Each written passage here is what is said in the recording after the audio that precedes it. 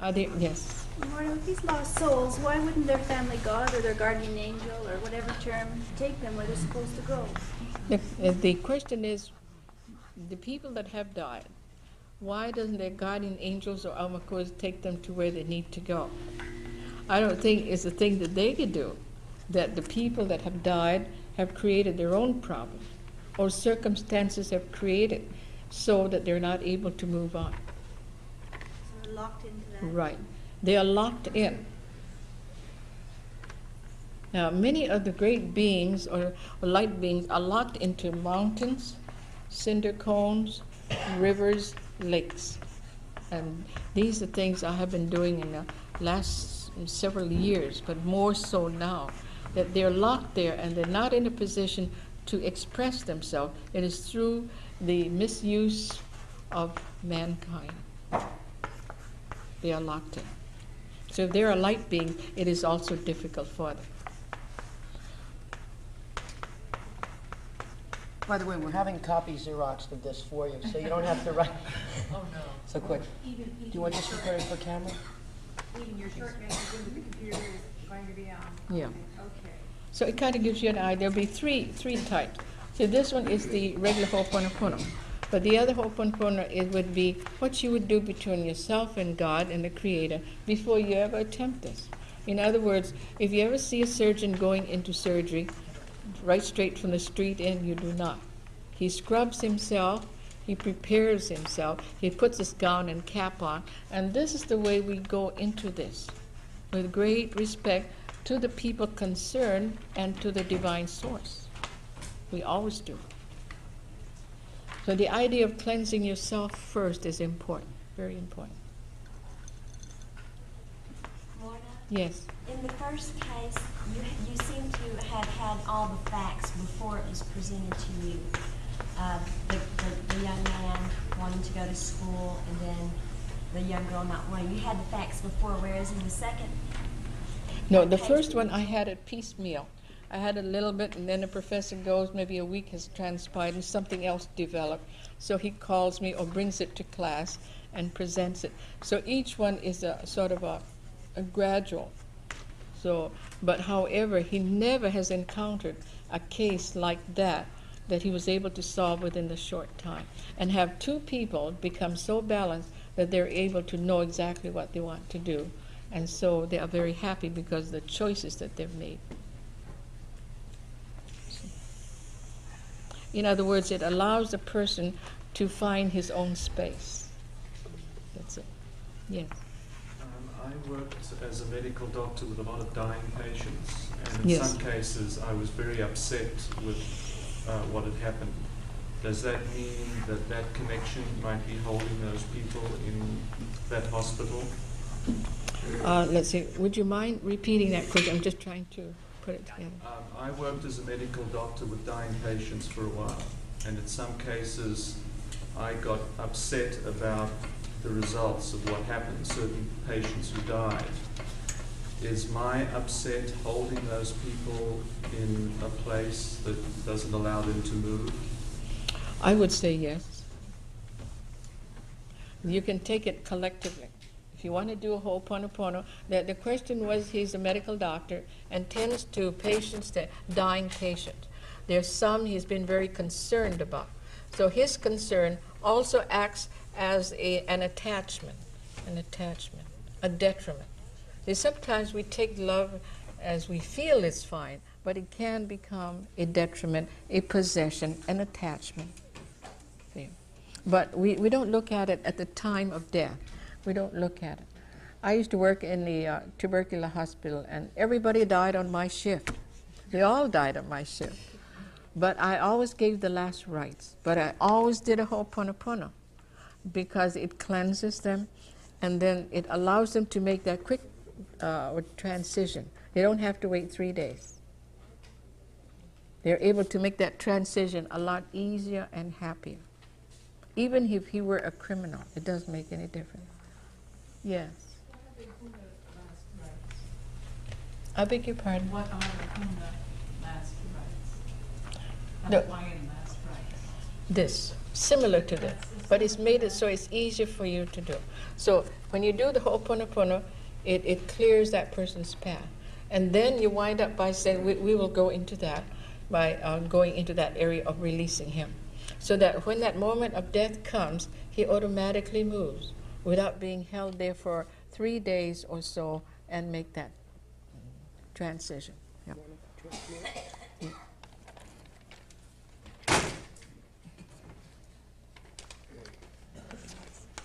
So when we say excuse me, when Do you have any classes that you're presently teaching that we could take on how to do this? That's interesting. The question is, do we have any classes presently, do I have, that I'm teaching? This is my last public session. This is my last public appearance. I'll be, yes. May mention the workshop Tuesday night. Ho'oponopono workshop Where's that? Tuesday night when you were going to give the regular session.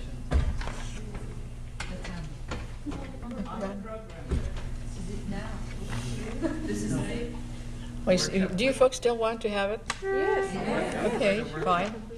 All right, sure. Then we can go into it. And if any of you have a difficult case to work on, I would like to have 2. Because 2. We'll have the pages printed up today of this, so you'll have to take back to get familiar with it. So then when Tuesday night comes around to the workshop, you'll have a little working Fine. knowledge with it. Because Think this over is any important. questions you might have. Thank So you. you're not teaching any No. classes? I have so many others because now it seems like with this class that has opened up at the Cook Kinney Hospital, that the interesting part, I gave the course of 8 weeks and 2 hours, and I made them understand that there was an 8-week course that I was giving in 2 hours, but they were so alert and so open that I knew they would be able to do this very well. So. Can you do that with us Tuesday night? Oh, sure. I have children who turned on at the age 7 and they do marvelously well. So I'm sure you could. And in this particular class that I gave, they went home and they applied it to themselves.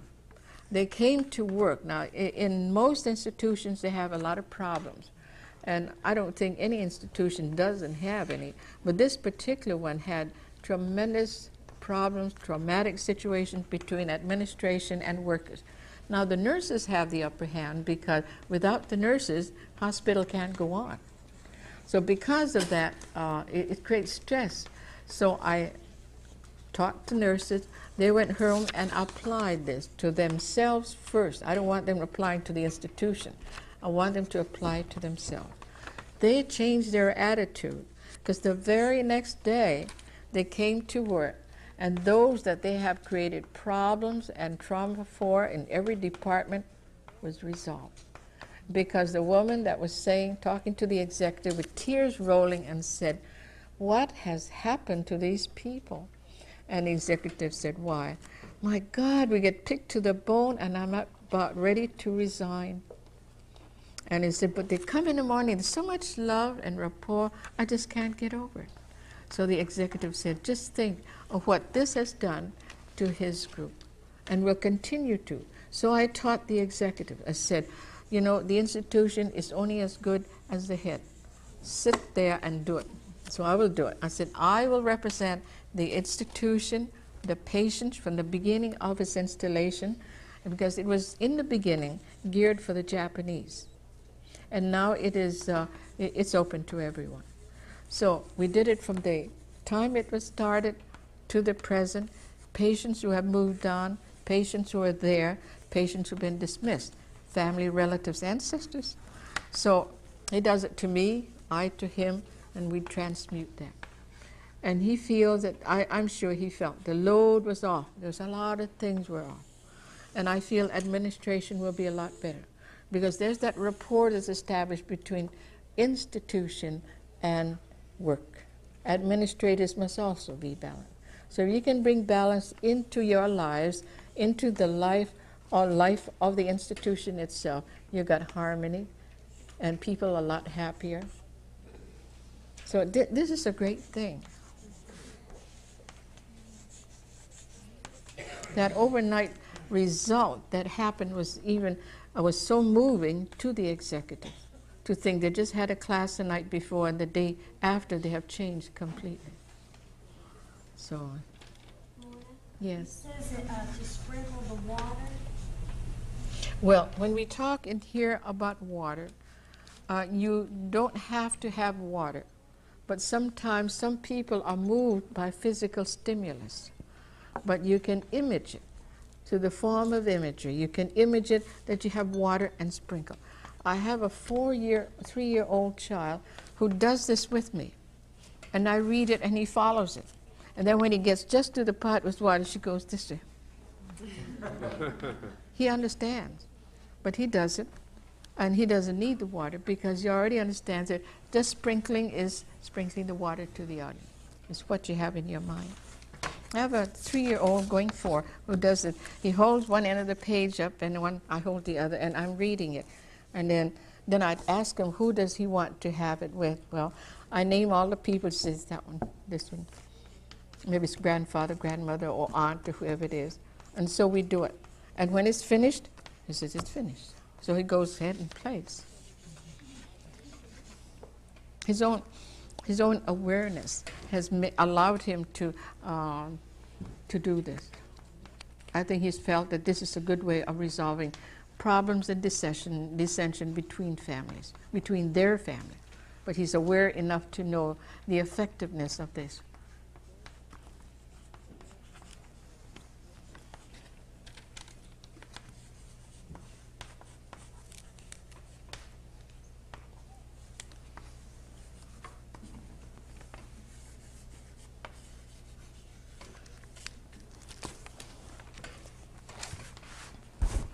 See, the thing when you're creating this, doing it for yourself, cleansing divine, creative Father, Mother, Son as one. If I, Morrnah Simeona, has offended you, now you're talking about the divine creative, in thoughts, words, deeds, and actions, from the beginning of my creation to the present, humbly, humbly, humbly, I ask forgiveness on behalf, we ask forgiveness, and go all the way through to the end. Now, instead of saying, will you forgive us? All I say, forgive us, instead of will you, and then finish with the other. So we will have them printed for you, so it would be easier. So this is 2 parts, part 1 and part 2. And you are doing 2 parts. You're handling part 1, and you're taking the part of part 2, and then part 2 goes up and does the first portion. So in other words, I'm asking forgiveness of you, and you in turn ask forgiveness. That creates that round. See? It wouldn't do if I was to ask her for forgiveness and she didn't of me, because it still leaves that unfinished link.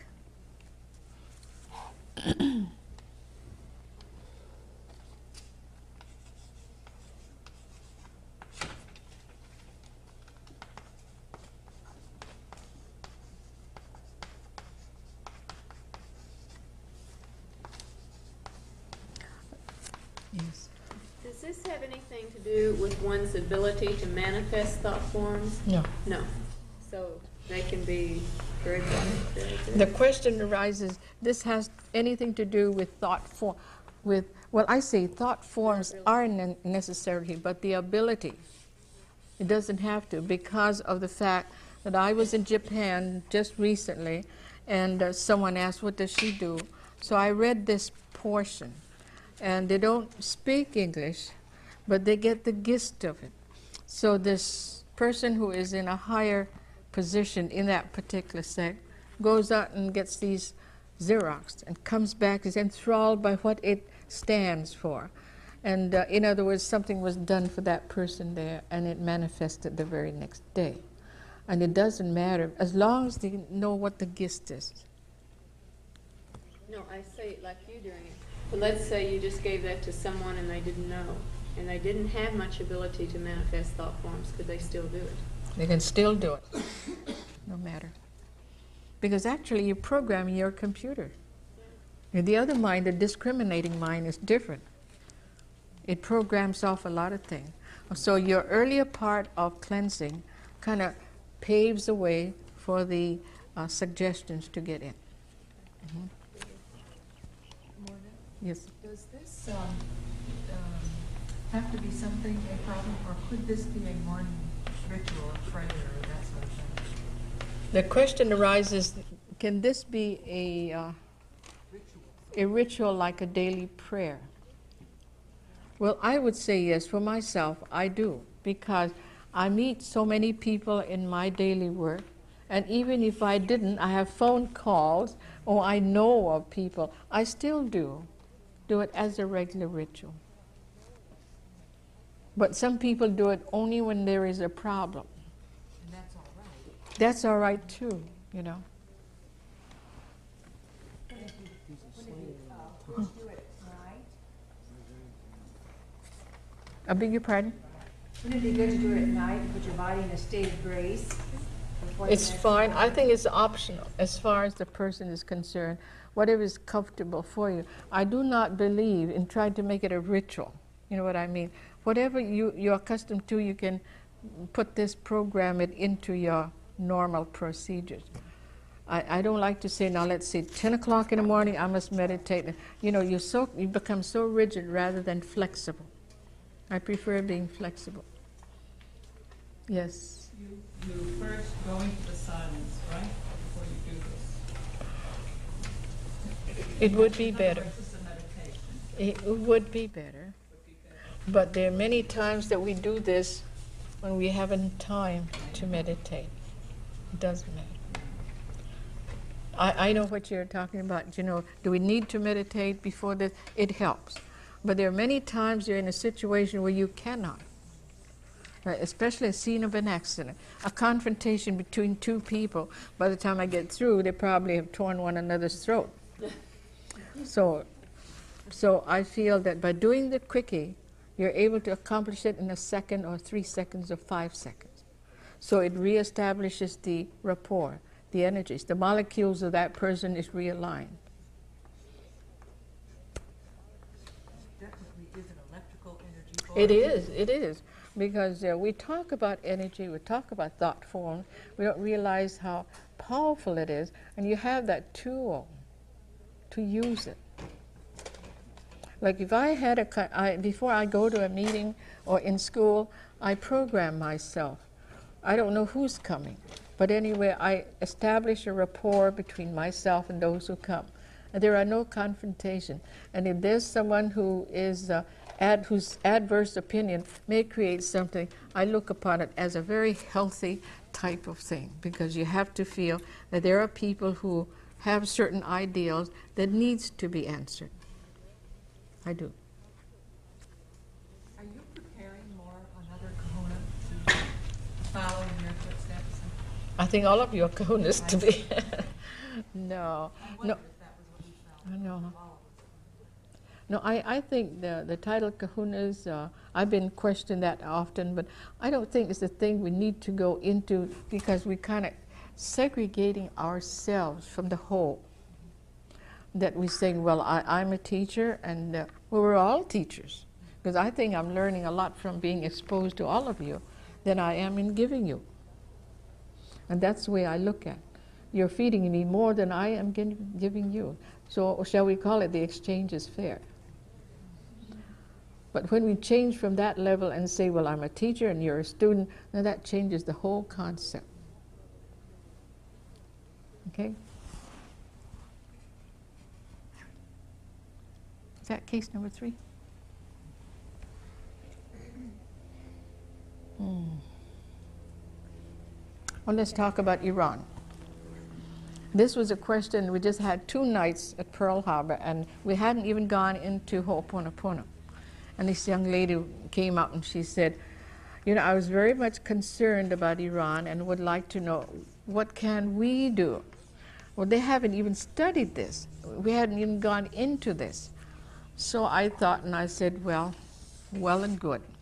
Since we haven't done, I'll just give it to them in one solid pill. So we started to build it up. We had Iran, and we go back to the beginning, and when we think that there are many other nations were concerned about Iran, we're going back to Churchill's time and Roosevelt's time and many others. It is. And by the time you got through, this wall isn't sufficient. You sure you want to do this one? I can't even get the word of the country up right.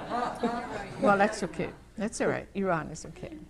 So then we start with the, and if, the strange part of it, one of the members, oh, you had the money. You still have that? An Iranian dollar. An Iranian dollar. I was So- sitting on an airline about 3 years before that. By two passengers I didn't know, and they said that we were trying to communicate back and forth with different languages. They'd given it to me, and they said, here, remember us by this. And I put it in my wallet, and I didn't think too much of it, and going to the Pearl Harbor class, I had to get a pass to get in the gate, and I put that in my wallet, and as I pulled that out that night, the Iranian dollar fell out. So it was not a coincidence at all that this girl would ask at that moment for Iran. And then, so that was a physical stimulus that after I cleansed it, I passed it around to the students so they would see the Shah's picture, have a feel of the currency. And so that was our first physical stimulus. So we started with the Shah, started Ayatollah Khomeini, and we went back before that and all the way down the countries it affected, the land gods, the river gods, the mountain gods, all of these gods, the nature spirits, and all the earthbound souls from the beginning. So it was, that board isn't enough. Do you want them to try one of ours? No. We're going to do it in the workshop. Okay, then you don't need the Iranian No, dollar. no. So just to give you an idea that it just goes on and on and on and on. But we put on as much as we possibly can because it's a visual stimulus for the people to their subconscious or low self, that these are the people involved. Then we had all of the hostages. Where did they come from? Well, we don't know where they came from, so we will say wherever they came from is important. So if they came from New Jersey, they came from New York, wherever they, we have to have, that's where the aqua cords are connected to. So we work on all of them. So the question arises, what can be done? It's not for what we can do, but I think we leave it up to the divine forces to do that which is right. Could we do something like a Ho'oponopono on, let's say, the prejudice and the separateness that exists between the races and things like maybe between the Howleys and the Hawaiians or the different races and things? Or is that too broad? Well, now the question comes out, can we do a Ho'oponopono between the Howleys and the Hawaiians because of the resentments that comes up? I welcome any question as such. Yes. Could you not do a Ho'oponopono for all of humanity? Yeah. Oh yes, that's quite a large area. Then we need a world map. I would require a world map because then you're going into much deeper than just what you're anticipating.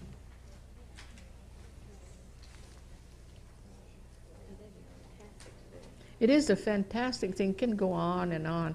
But when we say we're saying prayers for peace, when peace starts within the individual, within the family, within the ancestral groups, within the nation. So what is a nation made up of but individuals? Now that's interesting because in a school we had, I had an invitation to talk to a group of youngsters. I think they're slow learners, but they're not too sold on schooling to begin with. But they're beautiful children. So I went over to talk to these youngsters and they said, what are you going to talk to us about? I said, know thyself. Something that you don't have in the Hawaiian books. I said, you can read all the books like these, but you don't have something that says, do you know yourself? So I covered a little of that. And this youngster said, boy, that's good for my old lady. She certainly needs it.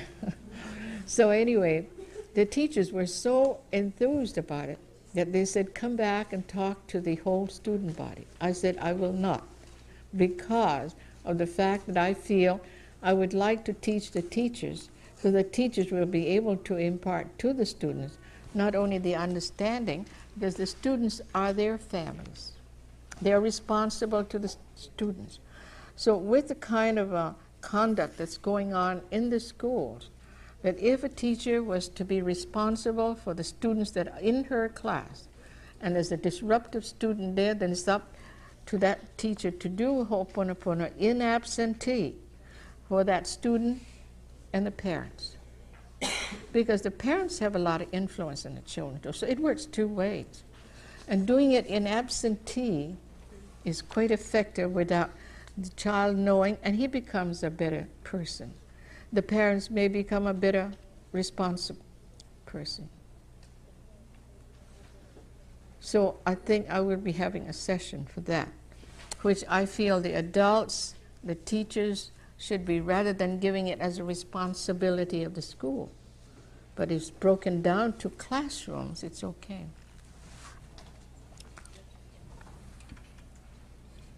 Are there any other questions? Yes. There was a thread from over here about giving people clothing from Yes, that was very interesting. The idea that we give these clothing that we have or anything that we have to charity. I put them all in a heap, then I demagnetize them. I do a Ho'oponopono, and I transmute all that energy to pure light. Nothing remains of myself on it. Not a bit of my Aka cord or my family's or anything is on that.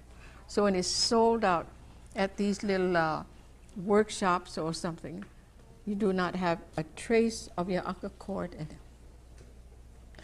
The Hawaiians were very particular about clothing, about any of their personal possessions, because in the old days, the kahunas would use it as a physical stimulus to send back to you a curse or whatever it may be. So this is why when Dr. Blaisdell was talking about a specific container for the excrement or any of these things, because these would be used by someone else as a means of getting back at you. Because again, there is your Aka cord. It's in everything that's a part of you, whether it's your clothing, excrement, or what it is, or sputum.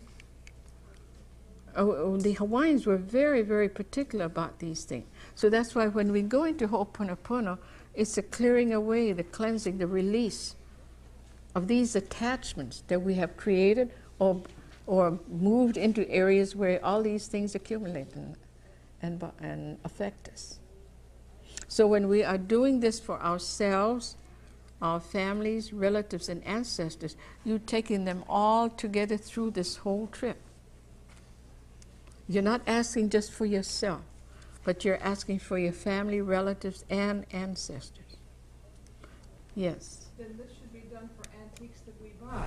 That's a good question. We should do this for our antiques that we bought. Very good question. Antiques. Who created the antique? Well, Mr. Jones, way back in the 15th century. Then probably a thief got hold of it and passed through many hands, and many Aka cords were on it. Then it gets to the auctioneer, and from here over to someone else, and somebody purchased it and down to you. So when you get that, it has the impregnation of all the unhipilis on it. So what we do is do a Ho'oponopono, and through the method of transmuting, you're able to release that. How about gifts? Of each one? When you give a gift, your cord goes with the gift. What should you? I do. Or I receive something. The moment someone hands me, I've already programmed it all. Whatever his vibration is not there. Or someone extends their hand. You can do a quickie right there. It is, you know, and it's very helpful. What about in the case of the death of a loved one? The individual that's the closest to the loved one is so grieved that they cannot release them right away. And how long after the passing can the release be made, and how long, we'll say, how long will it be effective? In other words, supposedly the departed relative still comes around, still hangs around. That's a good question too. In the event of a departed one, and you're doing a Ho'oponopono, did you say? Yeah. On the person, it's immediate. He doesn't have to come back again. There's no necessity say, now you must leave. I love you and you must leave. Does that work the same way? Sometimes.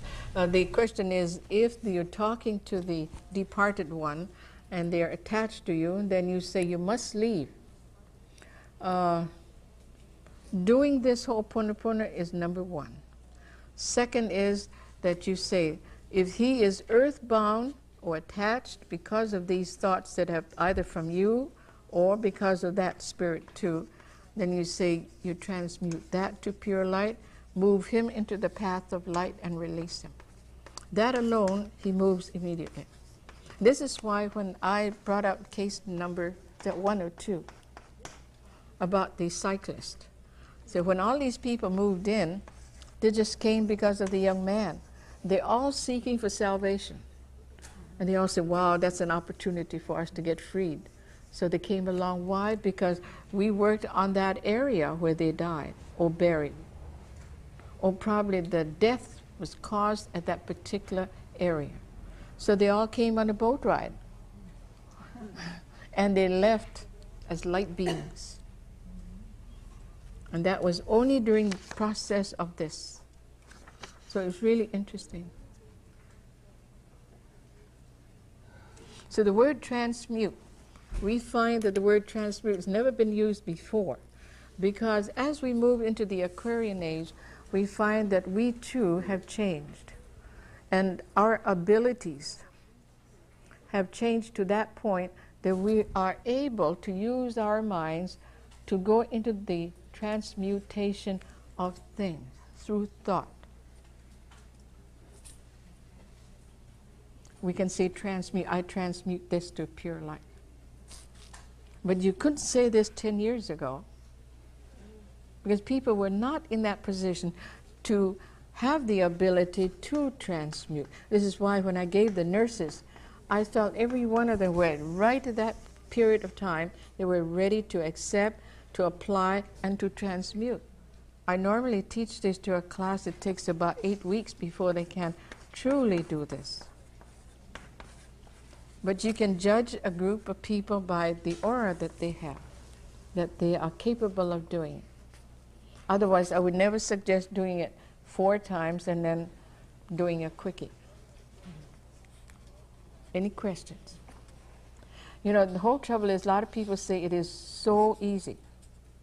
So they doubt the workability of this process. Yes? When you said that those spirits left as light beings, would you explain what you mean by light beings?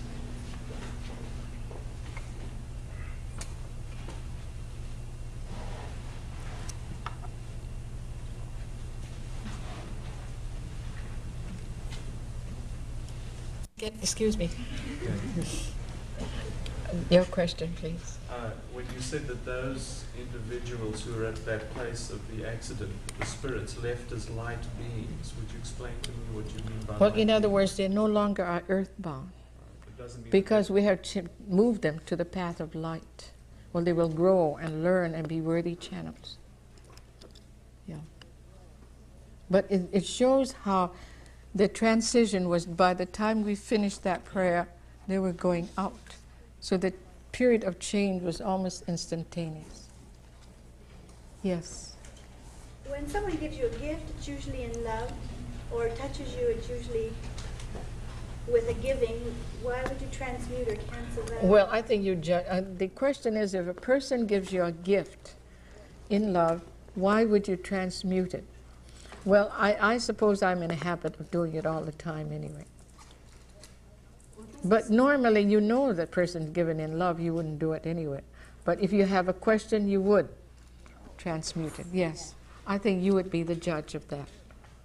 Yes. In the case of a ring my father had left me, which I hold very dear, someone had taken care of that and transmuted and so forth. My father was a doctor and a surgeon and OB, a general physician as well. And all the cases, everyone he treated, of course, was involved because he had worn this ring for years and years. You want to talk about What did you want me to say? it's just what you said. Okay. My father had died 3 years ago, And upon his death, I was to receive this ring, which was something he had told me, 10, 15, 20 years ago. And it's a ring I love very, very much, very special to me, because he had worn it for 42 years. My mother had had it made by a jeweler for him and so forth. He, in turn, made one similar for my mother. But I had a very strange feeling when I was wearing the ring, which was constant. So I had Morrnah do Ho'oponopono on the ring. And I was a little leery about that, because cutting cords, and I thought, well, memories, and it wouldn't be the same, or something like that. And since then, I have had a very warm feeling by wearing it, even more so than I had before. All the patients that my dad had treated as a physician, he wore this ring except in surgery under his gloves, of course. But all the people for 50 years of medicine, all their illnesses, their deaths, their problems, all his friends, their problems, he wore it constantly. So what I was picking up on and receiving was, actually, it was 42, 44, about 46 years of my father and every single thing he did. Now, maybe that was an example. Thank you.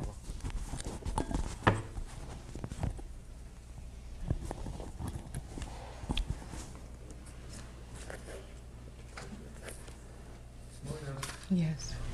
We have a case where her husband had died and she remarried. And now he's coming back and visiting them all the time. So I guess we have something on our hands. The case is of a couple. He died. Oh, he died. And She remarried, and he's been coming back again to revisit. So you do a Ho'oponopono between. If you're going to do that, why don't we make a case of that in a workshop? Fine. That would be nice. No, not now. In a workshop. So there will be, directions will be when you work on an earthbound soul, that you release them to the path of light. So that's a different approach too. Yes? Would you have, let's say, a 24-year-old girl who is mentally retarded to 4-year age and have had seizures for 20 years and very, very difficult to monitor? Would it help? The question was for a person who's retarded as how many years now? She's 24. 24. And she's mentally retarded to, about a 5-year-old child. Retarded to the age of a 5-year-old child. Could Ho'oponopono help? It should help to some point. However, in the case that you're citing, I strongly feel that it is a karmic problem. And in releasing that, it may help in the next incarnation of that person. If you find the karmic cause, can't it help release the physical illness in this life? You could. But in the area of retardation, anything of that, it would be a karmic problem because he might have killed somebody in another life.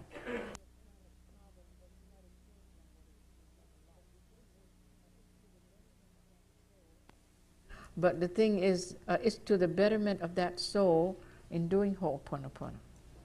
Always. Yes. I would just like to mention something at that point. I know specifically of a case. He's a guru who came from Montreal, and he is a tremendous healer. He's the sort of person that when they did Kirlian photography, they found that there was much more energy out of his hand than any other hand that had been taken at that point. He had been asked to heal a man. This was in Africa at one time. And he said from the divine source, from God, he was told not to do it. But he said he disobeyed God and he healed the man. In consequence, he took on the karmic debt and he was blind for 6 months. And I think, I just wanted to mention this at this stage because we can't always take on other people's karmic debts. The question comes up in this particular case. So in other words, summing it up, do we take on someone else's karmic problem by doing karmic cleansing. I say no. You could never, ever take on a karmic problem because you are helping to resolve. And in helping to resolve, you're working directly with the source. And the source knows what is needed to be resolved, and rearranging in the metabolism, the molecules of his body.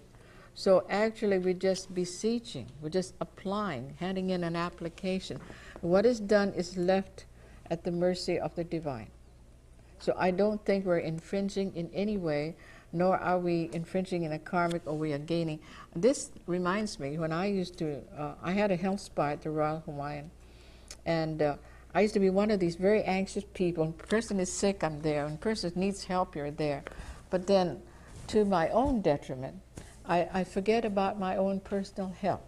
So one of the major things that we need to do is to be sure that you are healthy, you are balanced, you have enough energy to give, and then extend. My cup must be full first. But if my cup is drained, how can I help another person? And of course, it is an infringement on the other person, because I'm laying my hang-up onto that person. And this is why I think one of my girls in the back who worked with me went through a lot of rigorous training, and that whenever we worked on a patient, we did a cleansing in ourselves before we touched the patient. We asked the high self and the Amako of the person, allow me to move in, to help you. Guide me as to how best I can treat this person. We do massage, that's true, but however, we do not infringe in the privacy of the other person. And many times, sometimes they get so busy and they handle from without going through this process. You find the drainage. They're so drained. Why? Because they're going from one, they pick up from the other. They haven't extracted that before working on the other. So what we do, we cleanse ourselves. We work on a patient, whether it's a mental treatment or a physical. Then when we get through, we cleanse ourselves up and we cut off all of these things. Then we go back and work on a person. It may take time, but it is worth the time, the effort. How about the stigmata?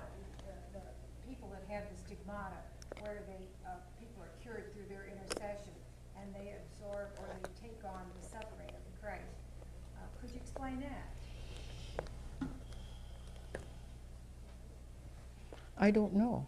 You don't know? I mean, I don't know how to answer that. Oh, all right, okay. Because I think it depends on the person's will and desire to take on what they want to. But these are supposed to be holy and saintly people.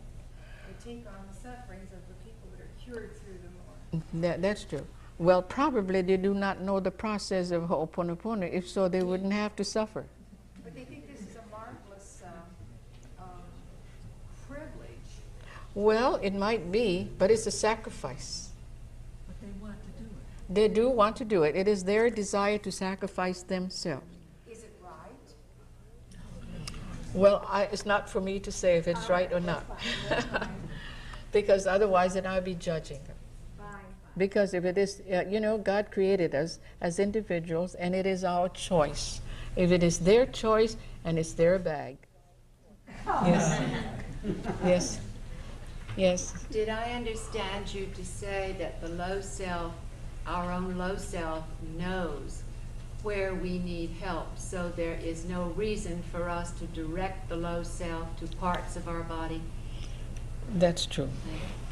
The question was, when we talk about our low self, we assume that the low self knows where the portion of the body needs help. It does.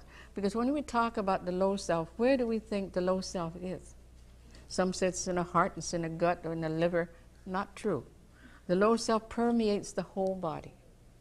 The skin, 3 inches or 2 inches outside of that, the low self is there. Because you feel the heat of a stove, you feel something, and the sensation is felt by the low self.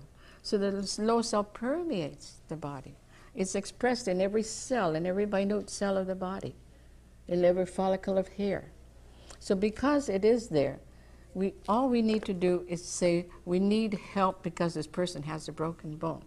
Now let me explain that when I was young, I learned to do the process of broken bones. At the age 4, my mother used to do it too. And it's written out in a book by Rodman, Sorcerers and Kahunas. And anyway, he had written it in a certain fashion, but my mother used to do it too. But the process that we did was we had herbs that were planted a little separate from the other because we used that herb by itself, and next patient comes, we use this herb, but we never see our patient, rarely ever. So I would run out in the yard and do our prayers. Now the prayer, as has been brought out in the, some of the other speakers have brought out about Ku and Hina, which is the negative positive polarity. We must establish a name, a significance, and identity. So identity was Ku for the masculine and Hina for the female. So that created the action. Without the negative, you have no action. So the process that was given me was through a dream. I was helping my mother with her method. And finally, in a dream, I had Hina, or the goddess of healing, came to me and said, I don't want to use that leftover. So I said, what do you mean? She said, that is someone else's process and it's a leftover. I'd like to give you something of your own. So what is that? It said water, the media of water, whether you image it or it's real in a glass of water. So the process that gave me made it easier for me than to go out in the yard, pick the plant, and come back. And my mother was the proxy. And she was Mr. Jones, Mr. Smith, and so forth on down the line. Well, my neighbors would look over and they would see me. There goes those kahunas again. And it used to bother me because their thought forms were so potent that they were like little hooks, fish hooks. And the pain remained for a whole month. And I thought, my God, do I have to go through all this all the time? Someone comes for healing, we have to do this. So I devised a method. So I'd wait until it took that time to go in the back and come back. And I noticed there were some fronds, grass, growing alongside of the edge of the sidewalk. So I grabbed that and I used that as a proxy, as a substitute for the herb way back in the yard to save me from getting all these negative thought forms. So I did that for a year and a half. And finally my mother looked over the window and then she saw me standing. She said, what are you doing? And then I told her, well, I've been doing it for over a year and a half. She said, well, that's sacrilegious. You should never break the rule. I said, well, I couldn't help it. Because I feel, you are Mr. Smith. Are you truly Mr. Smith? You're only a proxy. Why can't I substitute that herb with the grass? Because they're all God's creations. So from then on, I was on my own. So I either had a regular glass of water or imaged it through imaging. Now, what is the process in working? We do the Ho'oponopono first. Cleansed ourselves, do the Ho'oponopono, and did the healing. So the healing processes were done by the subconscious, by your unihipili. It put all the ingredients together. So the process that we ask is that you be returned, as it was been brought up by Dr. Blaisdell, and taken back, and Mr. Ken was taking you back to when you were first born. I do not say take you back to the beginning, because if so, you might have been a cripple at that time, or you might have been blind at that time. We take you back from the time when you were born from your mother's womb. So it's only in this incarnation. We take you back to that all-perfect state as you were born from your mother's womb. And that's what it is. So what it does, it reassembles the molecules of the bones immediately because the direction has been given. And so the nutrients are put together by your low self, by your computer. It does. And while I was young, I noticed that we had done a Mr. Smith over in Switzerland. And we got a letter from someone and discovered, they said that there were 2 Mr. Smiths in that same hotel. So as I grew older, I pondered over it and wondered, why is it this Mr. Smith got the healing and not the other Mr. Smith? That's a good question. But the reason is because this was Mr. John J. Smith, this was John B. Smith.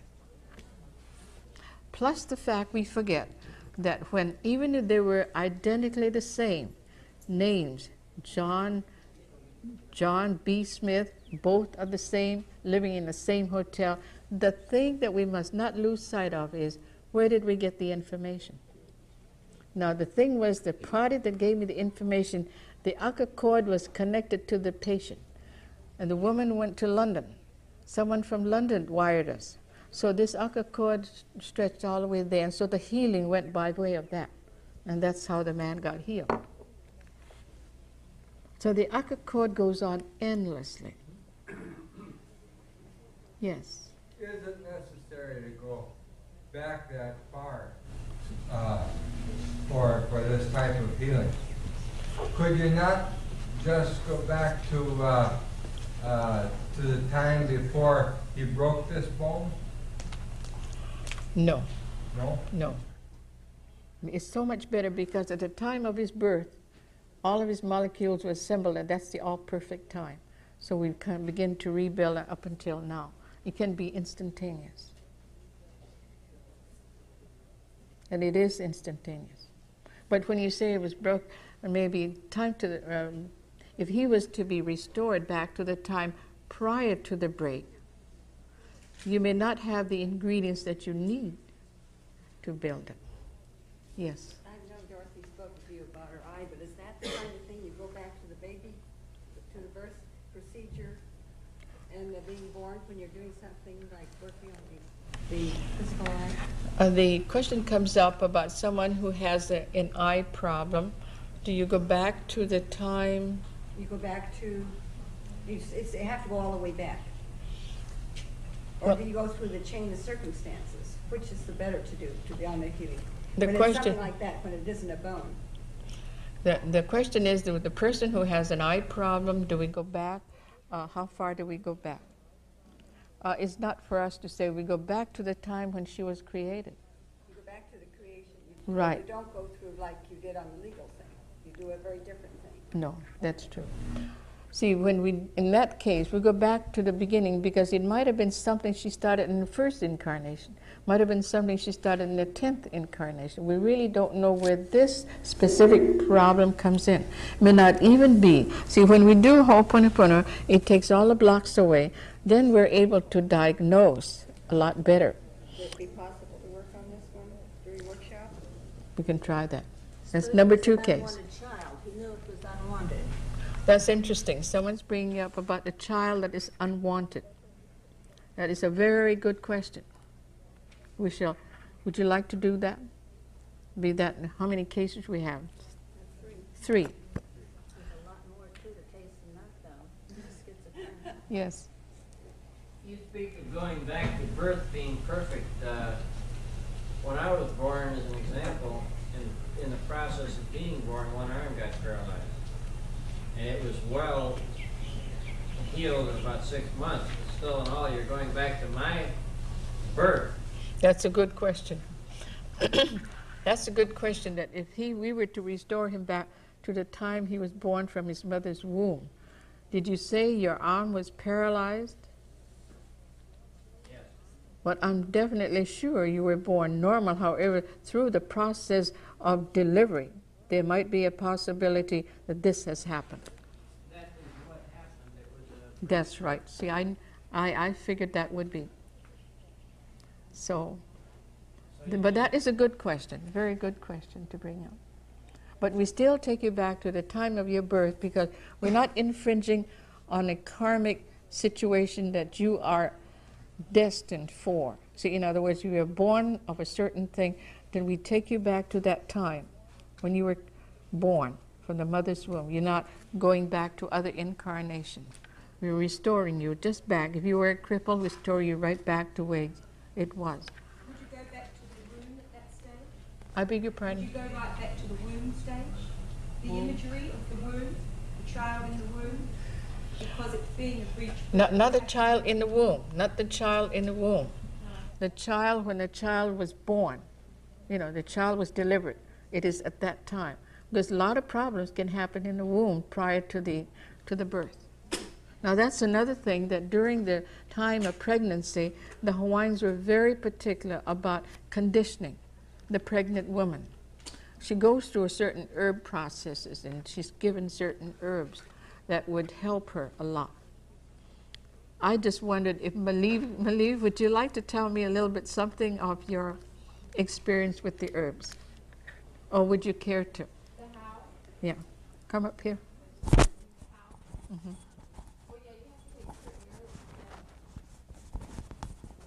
This is a young lady. Now just imagine that she wanted an herb because she was pregnant. And so I gave her the hau. The hau are these Hawaiian hibiscus.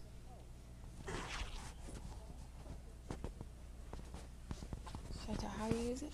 No, how it came about. Yeah, And well, taking the hau. yeah, you take the tree and you strip the bark, the outside bark. And then there's I think it's the cambium layer, and it's a tacky substance. And as you scrape it down, it ribbons. And then you take that in the water. If you don't put it in the water, you don't get the house sap. And then you strain it and you drink it. And this coats the womb, cleans the womb. It keeps your uterus flexible so that when you give birth, it's fast, it's immediate, the baby is healthy, and it's also covered with an extra layer that, like doctors, when I delivered my 2 other ones, they had never seen this before. This extra layer, and they said, "What is that?" And they thought I was just hysterical, you know, but I wasn't. Thank you. See, when Malieve talked to me about it, so I said, well, we'll get the hau. So she went to get the hau, but I made sure that she would talk to the hau tree. I have come to take a portion of you to help me. And then not to desecrate the plant, but go from one tree to the other and just take a little from here and there. And as she takes that, and then she puts it in a glass of water, and she drinks it. So it lubricates the womb. And this is where, in today's health, we find more and more natural births should be encouraged. And we Hawaiians believed in that, and we did it, she did it. However, for her second child, she was going to the mainland, and she wondered, how can she have some hau? So she dried them, and had just the same effect as she had when she had it fresh.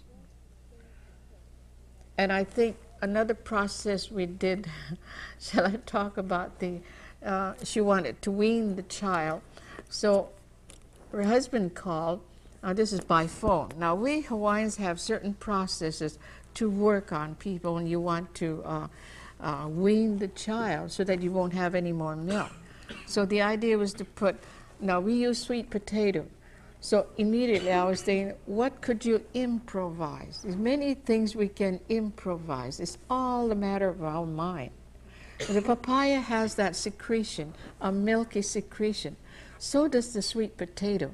So at that moment, while I was on the phone, I immediately said, because the papaya is more abundant.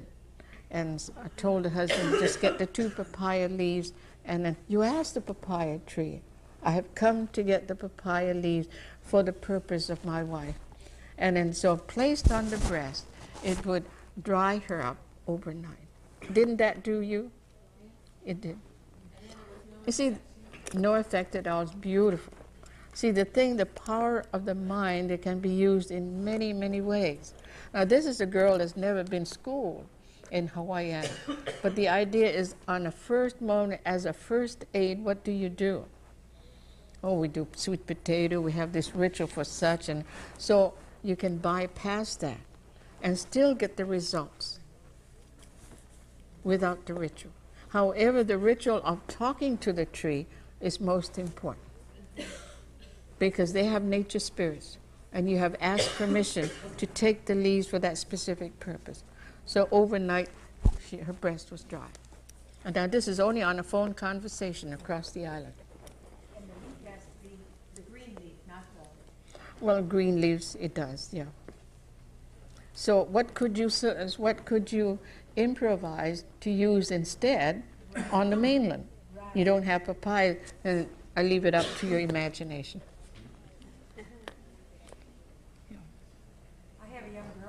preparing for childbirth, and we're working with the herbs on the mainland, but I have one also that is weaning a baby, and I don't know what to do. Try it. No, you may not have a papaya, but see, you know, because of the fact that a papaya has this milky secretion, I felt would be likened unto a sweet potato. This was an emergency. So maybe because the milky secretion symbolizes, is a symbology, symbolizes the milk. And is the prayer that you use, you want to release the milk and then send it back to the source. So send it back to the source. He just mentioned we have milkweed in the mainland. Possibly could do that. There'll be something for you to try and see how, let us know how successful it is. So, yes. Alcoholism. I beg your pardon? Alcoholism. Alcoholism. Well, you see, in cleaning this, the reason is sometimes we have an earthbound spirit who's an alcoholic, number one. And because of that, he hangs around and creates this desire for alcohol. Or then when this Ho'oponopono is done, for whoever is influencing or affecting him, creating the desire, so whoever it is, maybe 10, maybe 1. So you do Ho'oponopono for those people and this person. Then, and this person and those people. And so that may help. I would say it would. But then the other side of the spectrum would be is the depletion of certain vitamins that that person is lacking. But after you Ho'oponopono with this, then you can move into the other and finding out his dietary lack. Yes. About 6 weeks ago. She has been epileptic since childhood. In the last 10 years, she's been insane. She's been in a nursing home. It wasn't bad enough to be put away altogether. She died 6 weeks ago during a seizure. And her body was so twisted, they couldn't display the body at all. Put her in a closed coffin. My question is, do just the puna for her. Yeah. Would that be enough, or would we have to go to all those entities that were probably possessing her at that time and all these years? You could. I would do a Ho'oponopono. Would we include them all at the same time? No, I would work them separately. Do one for her, and then you do for the others. So it has to be 2. You work for her and the people and her family, relatives, and ancestors, because it might be something in her ancestral line. Then you can do for her, and then ancestors and her. So you have to work it both ways. She and the ancestors, ancestors and her. Then her and any of the influences outside, anyone who is creating or has affected her during her life, or lives, whichever it is.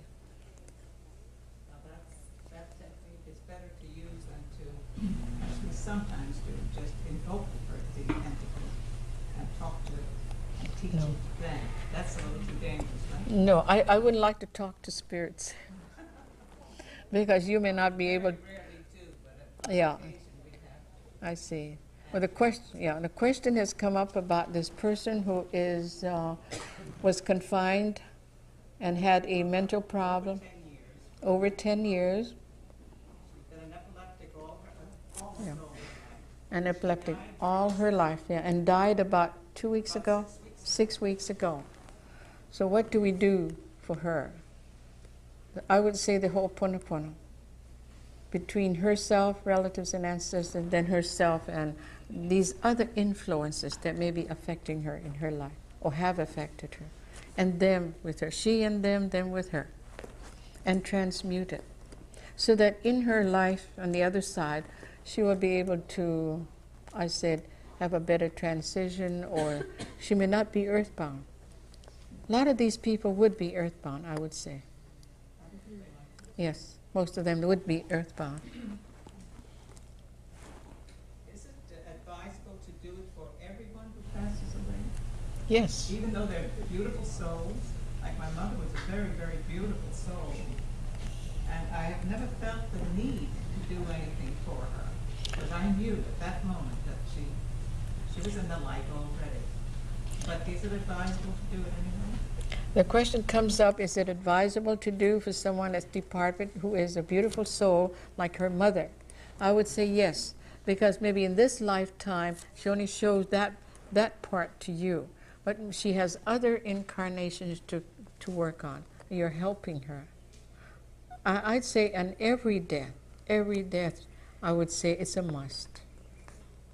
Yes. Would suicide be a special case? Now this is another question that comes up. Is suicide a special case? Now this is suicide, violent accidents, or killing someone, murdering, a very traumatic situation. They are earthbound, and they're really a painful situation for these souls. When we do them, it's a lot easier to speed them on. A lot easier through Ho'oponopono. Many of them have made their transition within a very short time. Yes. Do I dare ask, was that ever done for Max Freedom Law? The question says, does she dare ask, has it ever been done for Max Freedom Law?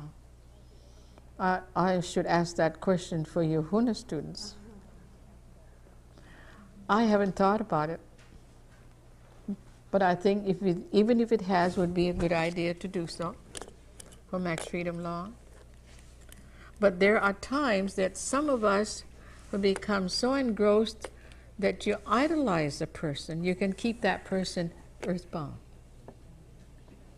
And that's another thing that is wrong, that when a person says, I like him so much, he's a teacher, and I idolize him, so there's an attachment that you're placing on that person and prevents him from making that proper transition. But didn't you say all suicides are earthbound? All suicides are earthbound.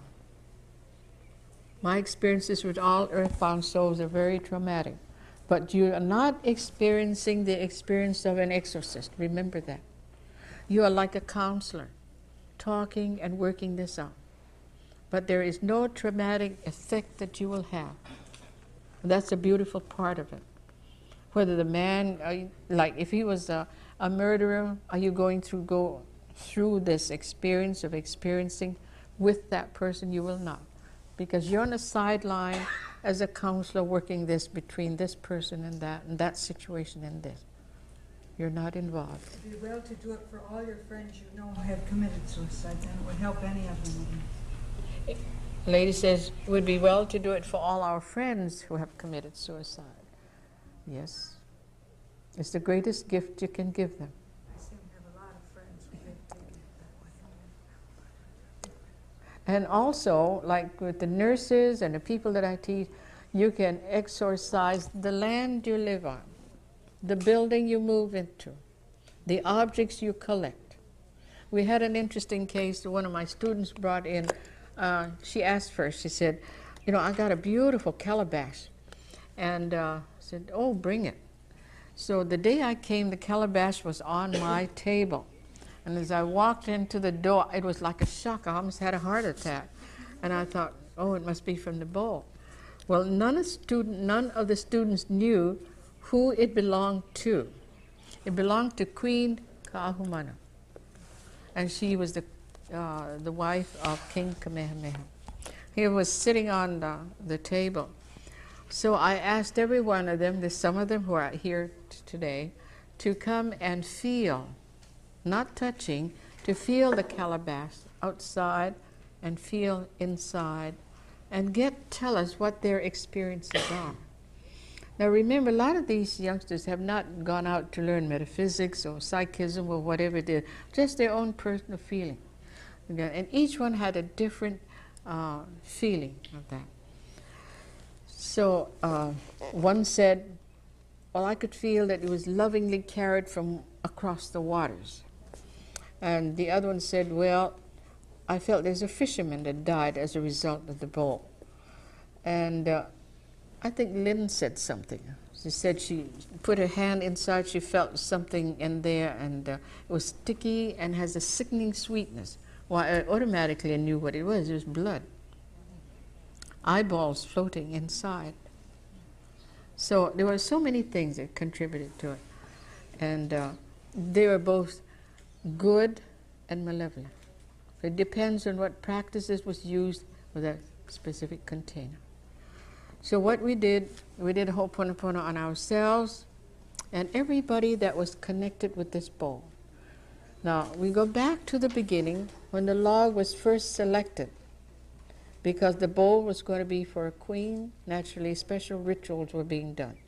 So the kahuna in charge of it would work on the tree, invoke special prayers. And the sculptor who had to carve it had the special prayers and special ritual. So all the way down the line until the bowl was dedicated to the queen. So many thought forms have been embedded in that bowl, both malevolent, malefic, and good. So what we did was to do Ho'oponopono on ourselves and all the people involved and transmute. So just the words as I have there, transmute them to pure light. And you come back, you couldn't feel a darn thing. Nothing at all. Yes? My understanding is that for a balance of energy, you need both positive and negative forces.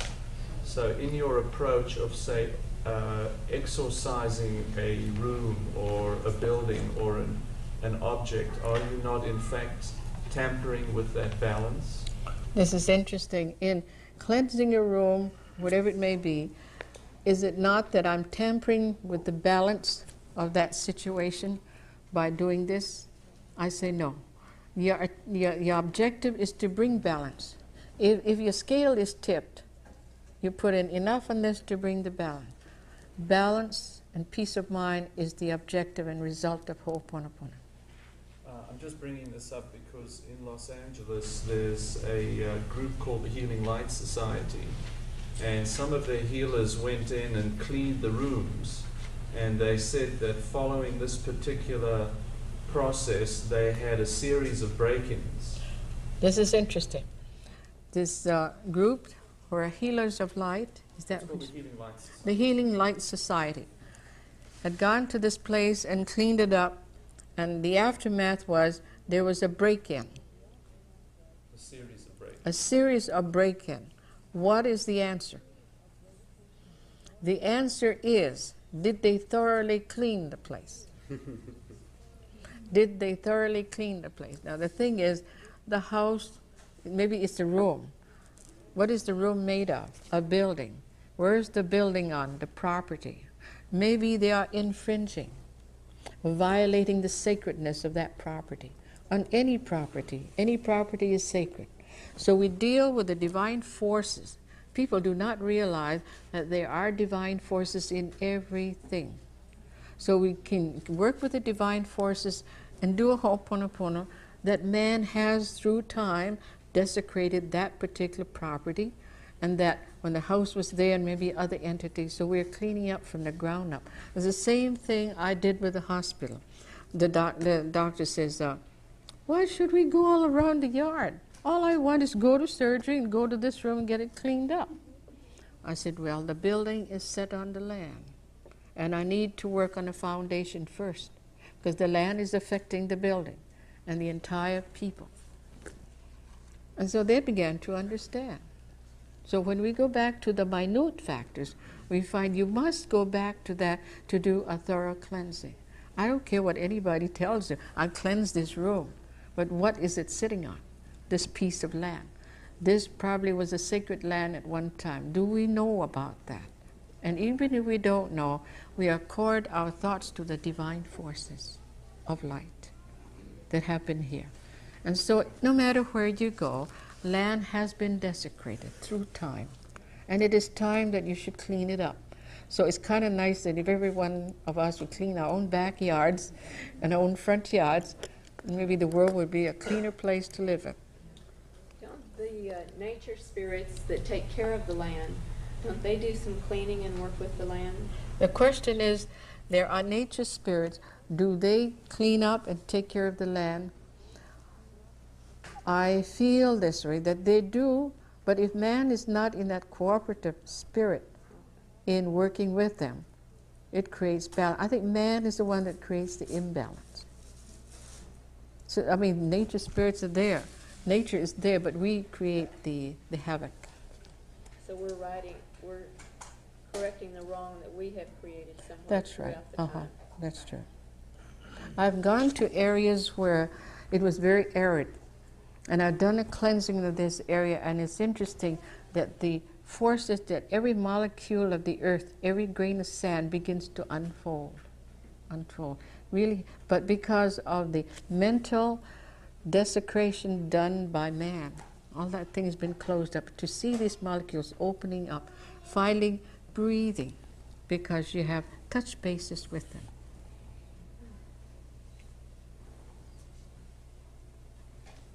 Yes. I have a question about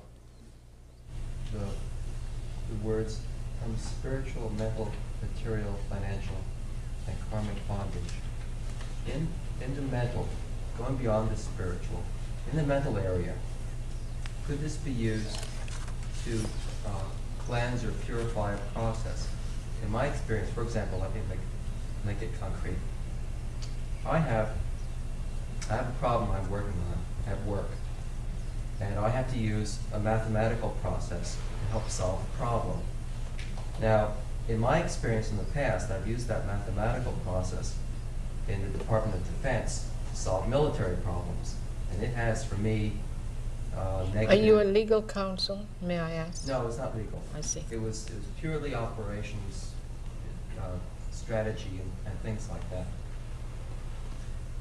That process has, for me, negative connotations. Would it be good for me to go through the cleansing process so when I apply it now, it is a clean process? This is beyond the spiritual, but it's mental for me. Does it apply to processes too? Yes. The question comes up that in regard to this phrase where it says spiritual, mental, physical, material, financial, and karmic bondage. Well, it refers to all aspects, spiritual, mental, physical. When I say karmic, it's all inclusive. So I think in your case, it can be, can work quite well.